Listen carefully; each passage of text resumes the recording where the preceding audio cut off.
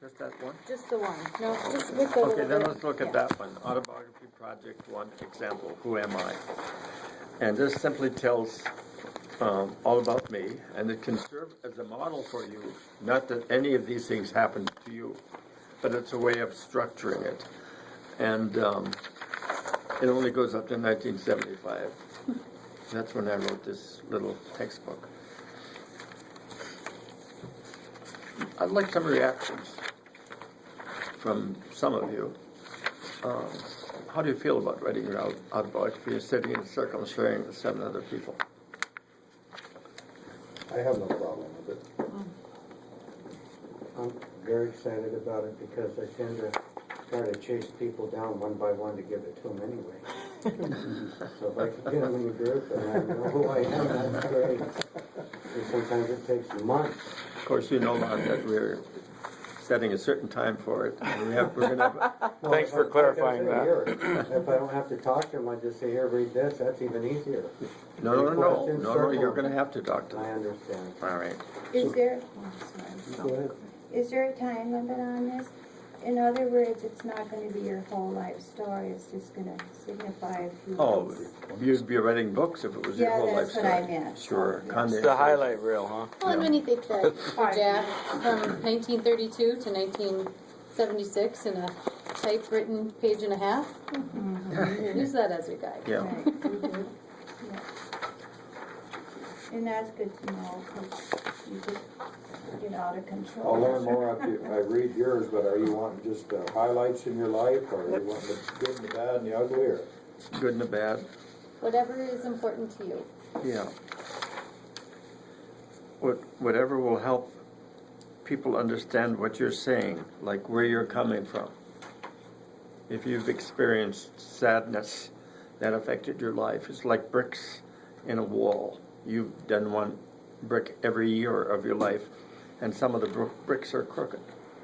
Most of them are straight. If you've had an amazing life, then they're all straight. But you're still doing self-disclosure. Who am I? And the autobiography is supposed to tell that. Now, it's entirely up to you what you're willing to share, or what you think will be useful. Okay?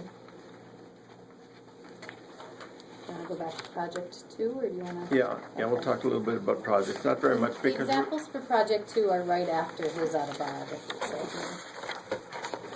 you'll have okay, it. yeah. Thanks for keeping me on track. Yep. Nonverbal communication. Oh, here. Go back to the syllabus. There you go. Top page. Oh, yes. See? The project deals with the question, what do I want to improve in my life relating to communicating with other people? Some people are very shy. Other people are the other extreme. And maybe the shy person will say, I want to take a risk in this group. It's a chance for me to try something else. Is the real me somebody who can be a little bit more outgoing? And vice versa, the one who loves to talk too much. And I'm not making eye contact now so that nobody thinks I'm talking to them. I was going to add Randy on that, but you know what I mean? Remember the video. It's too late for you. Yeah. Okay, and there is a structure to it. There are 4 steps in this structure. First of all, give a brief history. Let's say, for example, that your project is, You want to look at one of these? There's the 5 right here.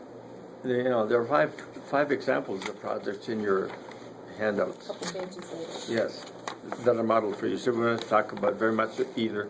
And the second thing is we're not going to meet with you about them or talk about them again until about halfway through the class.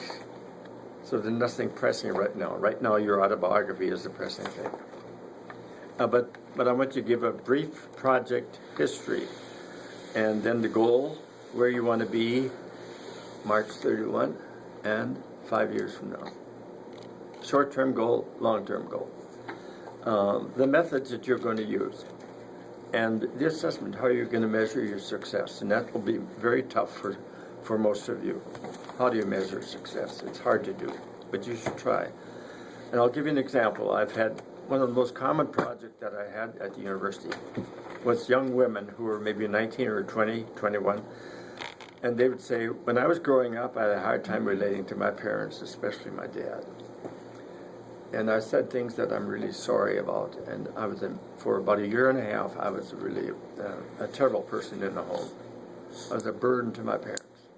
When I go home now, it's kind of paved over, I should say, and we get along. But there's something that's unsettled. I want to go back and see if I can fix it up. And I had a drawer full of letters from parents that said, "What have you done to our child?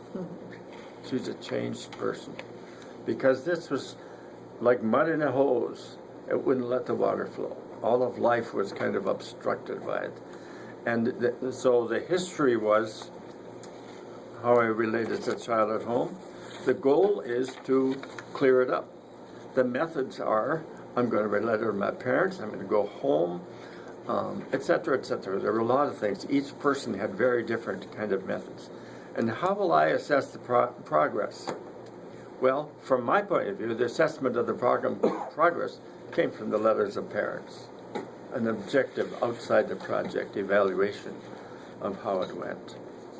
So are you getting a glimmering of what this is as a project? Okay, when we divide it into groups, we desperately need about 3 different kinds of people to play roles. Number one, you need the strongest person in your group to be the timekeeper. And the timekeeper says you've got 4 minutes left. Maybe 3, 2, 1, 0. Stop. If we don't do that, we're going to go over, and then one group will be finished and the other group won't. And that's not right. That's not good. So we have to maintain that. And we need a process observer. And where I've done that at the graduate level, it worked quite well. When I worked at it with the undergraduate level, not so well. But right now, our content, the topic that we're dealing with, is self-disclosure. That's what we're here for today, to deal with. But how we do it, if there's humor in it, if there's seriousness, the method of delivery. Many an Irishman is a great joke teller. And if he goes and tells a joke and the audience is in stitches laughing at him, and then he gives the joke on paper to a German, and the German tells it, people say, "What happened next?" You know, there's no response. It's the way it's done. That's the process. And process and content are 2 things. Usually we